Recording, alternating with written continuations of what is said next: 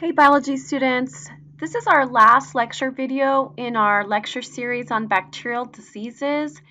This body system will be the urogenital system, which encompasses the urinary tract as well as the reproductive systems. So let's take a look at basic anatomy. So in the urinary system, the urine is considered to be sterile. Of course, unless there's an infection.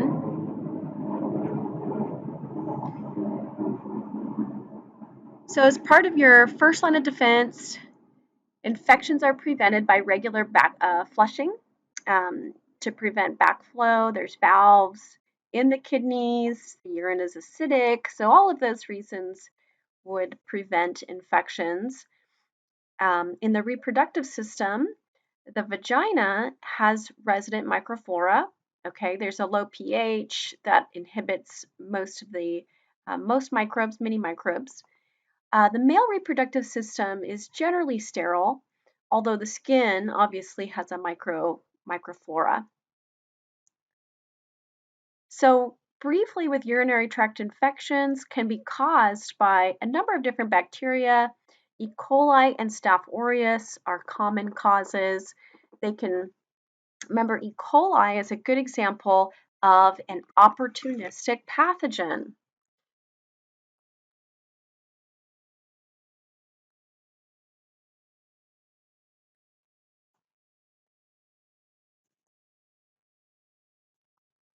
So that means you give it an opportunity, it'll take it.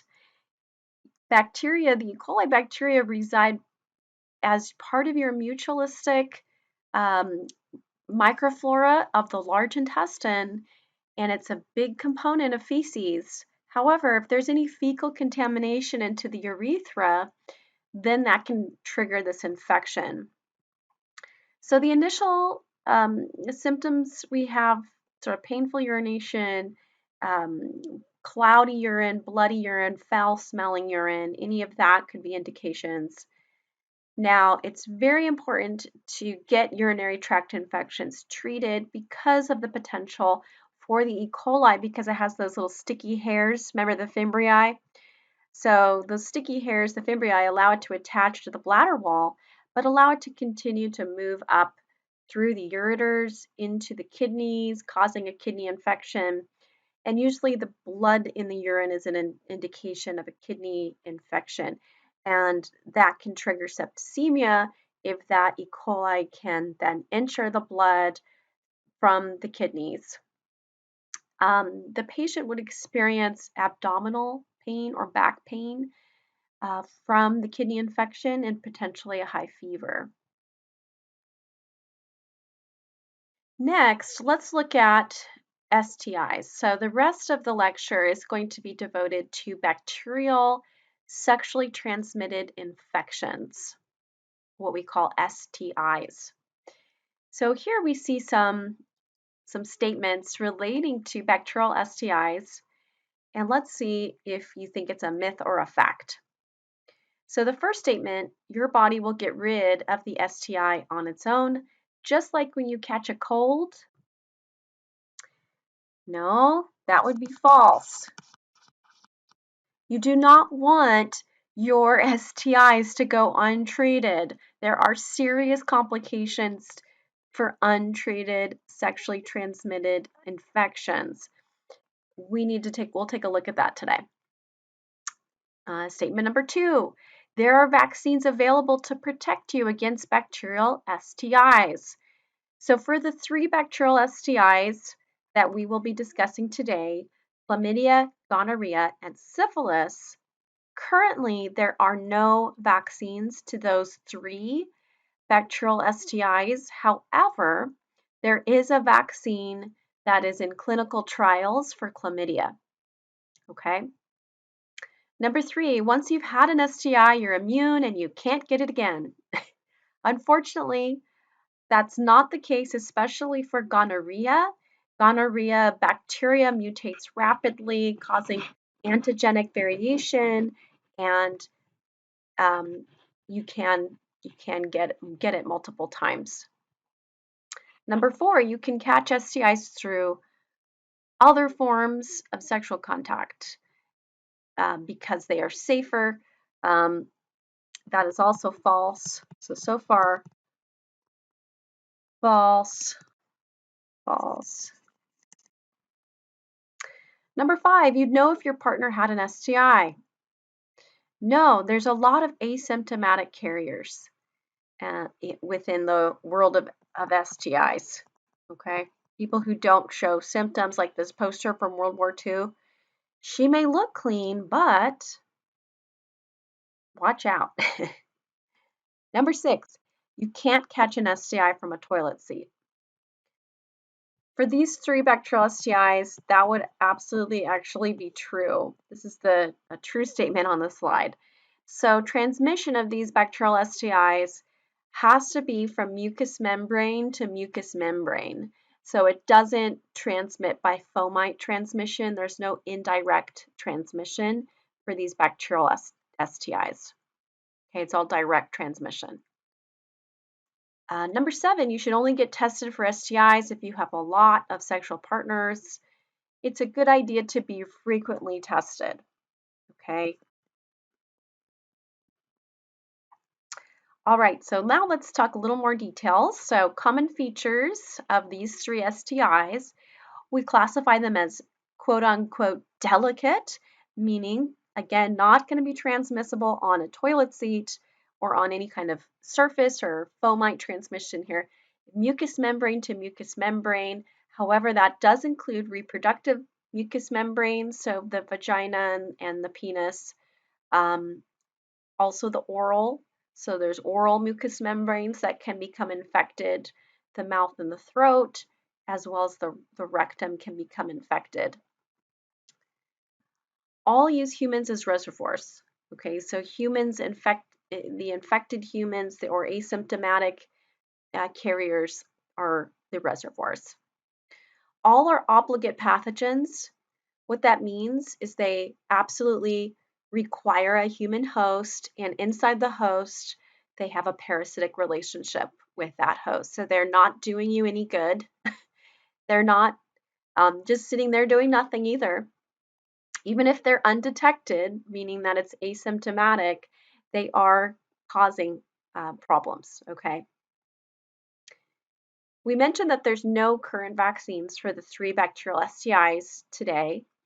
However, the chlamydia vaccine is looking promising. It's a subunit vaccine. They just finished phase 1 clinical trials where they assessed the safety of the vaccine and if people developed an immune response, and both looked very promising. So they're moving into stage phase 2. So we'll put a little asterisk next to that because we have the chlamydia vaccine coming soon, hopefully. And that's really important because chlamydia is the #1 bacterial STI.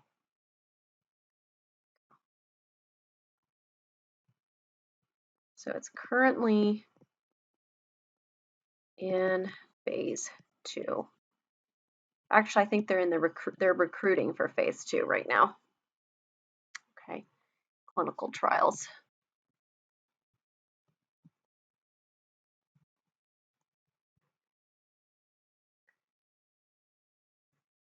And this was as of 2020.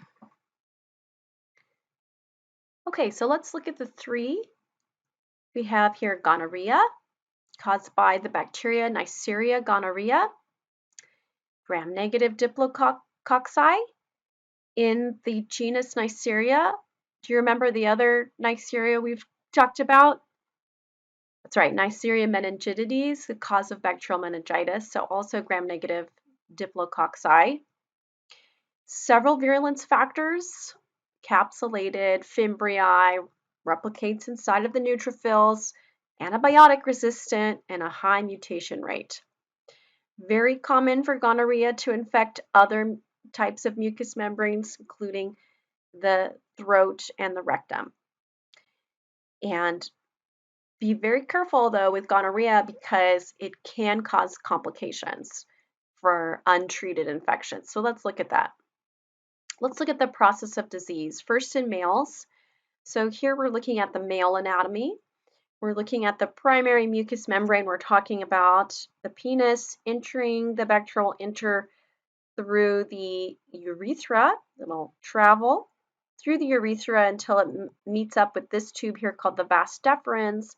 It'll travel down into the vas deferens where it's going to cause an infection in the testes. Men are more likely to show symptoms, okay? So although possible to be asymptomatic, about 80 to 90% of men will have a pus-filled discharge and painful urination. That's really hard to ignore. So they realize that they need to go seek some medical attention and seek antibiotics.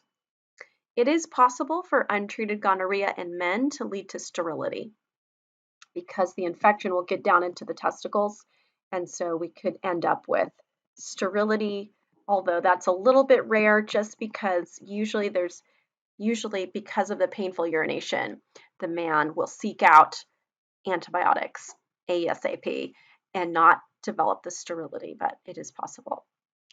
Women, very different story, infects the cervix. Okay, so here we're looking at the female anatomy, female reproductive system. So here the bacteria, let's try here, let's do blue. Okay, so here the bacteria will enter through the vagina. The infection will be around the cervix area. And in women, we're looking at 50 to 70% showing asymptomatic with absolutely no idea that they have this infection. And so what can happen is that this infection continues, the bacteria continues to move up along the lining of the uterus. So this would all be, uterus up here. And it would continue to migrate and cause inflammation along the lining of the uterus all the way up through, and let's say it could go back, it could go either side, right? And so what we end up with is this trail of inflammation that's triggered by the bacteria spreading from untreated gonorrhea. Okay, it's going to continue to spread, causing inflammation. Now, this can be painful, okay, and it can be apparent to the female that she has some pelvic pain. And at this point, she would have what's called pelvic inflammatory disease, sometimes referred to as PID. Lots of inflammation in the lining of the uterus as well as along the fallopian tubes. Now, she's at risk for sterility. Okay, so PID can lead to sterility. That would be caused by scarring. So there's scar tissue in the uterus, and then that would prevent successful pregnancy. So you wouldn't be able to have a successful implantation of the embryo on the uterine wall if you have all this scar tissue. There's another complication. If she does become pregnant, she could develop something called ectopic pregnancy. An ectopic pregnancy just means a pregnancy somewhere other than the uterus.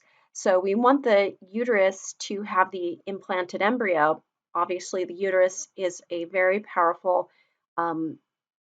organ that's meant to expand, but the fallopian tubes are not meant to expand. And so what happens is the fertilized egg, gets trapped in the scarred tissue of the fallopian tube, and then it begins to develop inside the fallopian tube instead of inside of the uterus. And that fallopian tube is not meant for a developing embryo to grow there. And so if it does grow there, it'll burst, and that can be fatal. So it can be a very, very dangerous situation to have a ruptured fallopian tube. Then we have babies. So babies can become infected. If the mother is able to have a successful pregnancy and does deliver a baby vaginally with gonorrhea, she can pass that bacteria to the baby, and the portal of entry for the baby would actually be the eyes. So the eyes become infected, and we can get conjunctivitis, just inflammation of the eyes, or we can actually get blindness. Remember, back in the old days, they would put silver nitrate drops in the eyes of newborns to prevent blindness caused by gonorrhea and chlamydia infections in the mother. Nowadays, pregnant women undergo prenatal care. They will be treated for their bacterial STIs prior to delivery to prevent this.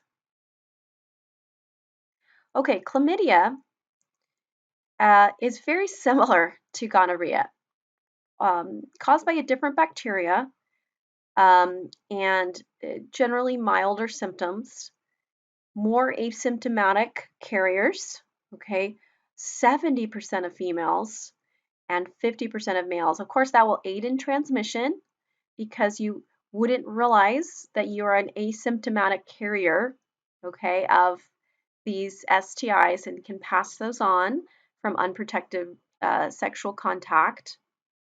Same sort of complications, gonorrhea, including sterility in males and females. We can have pelvic inflammatory disease and ectopic pregnancies as well. The third bacterial STI we're going to cover is that causes syphilis. And syphilis is caused by this bacteria. It's called Treponema pallidum. And this is a gram-negative spirochete. Pictured here on the slide is a little pink corkscrew shaped or sort of curly worm shape to it.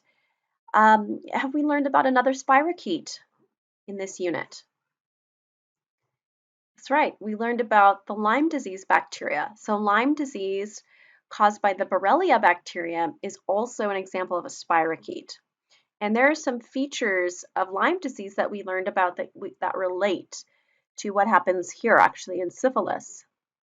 So recall that with Lyme disease is best treated in the first stage with the initial rash with antibiotics, and further stages, if Lyme disease progresses without treatment, can progress to a chronic infection, okay, with neurological symptoms. So we actually see the same sort of course of disease here with syphilis as well.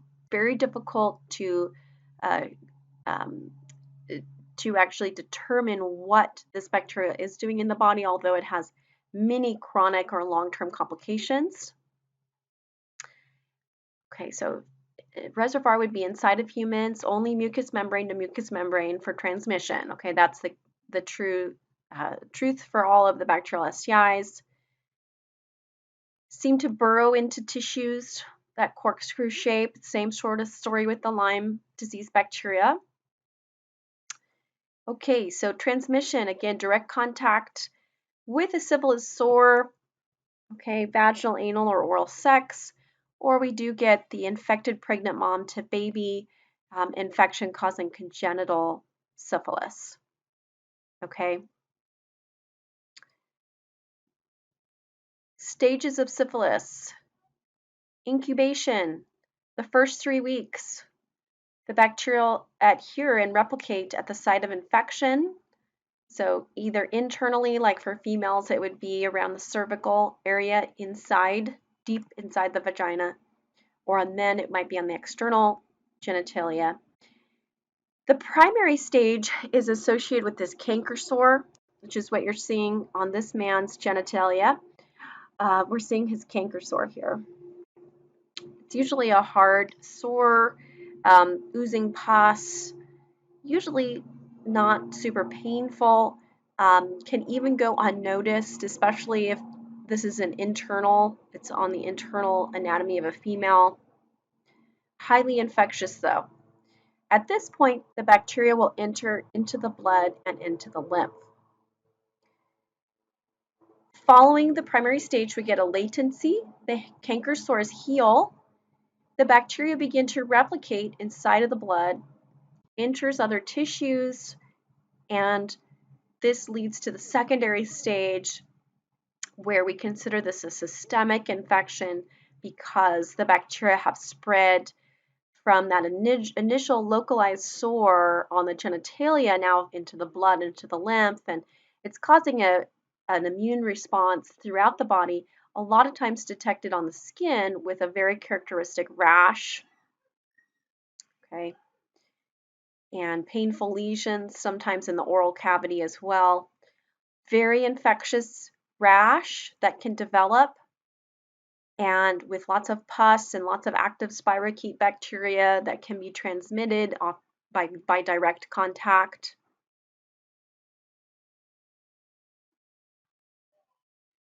Then there's a second latency following that stage, the rash stage, and this stage is asymptomatic. Very difficult to detect. The bacteria now will have moved into parts of the body. It's less contagious from sexual contact, but we can still get vertical transmission from mother to fetus. It's possible that people stay in the second latency phase for life in a chronic infection with syphilis, and generally if they've been in the second latency for a few years, they're probably not contagious anymore. Remember, when would we want to treat this person with antibiotics? When would that be most effective?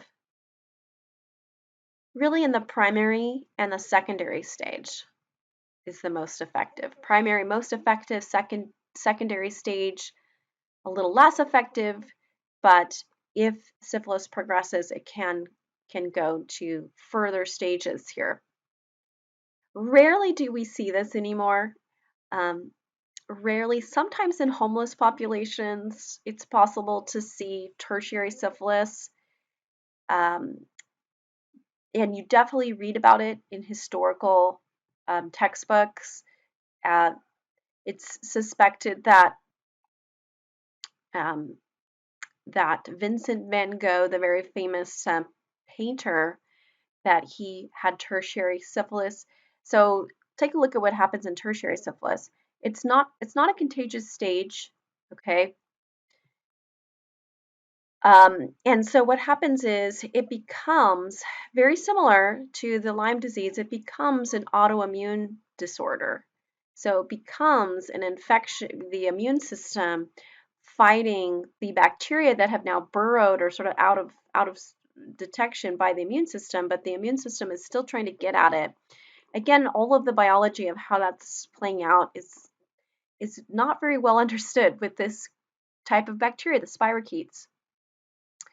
But the tertiary stage, we get some really crazy situations. So this picture here is called gummas. So this would be caused by the bacteria in the skin and severe inflammation, just severe inflammation, forming these huge swollen, what look like almost oozing ulcers or tumors that form. Cardiosyphilis, this can happen in the heart muscle. You can get severe inflammation in the heart. And neurosyphilis can invade the brain, where these people sort of go crazy. So back to Vincent van Gogh, he cut off his own ear, and it's suspected he might have had tertiary syphilis, and that would lead to this insanity that can result, and then if untreated can lead to death or severe mental impairment. So those are the three. So those are our three bacterial STIs that you need to know for this unit.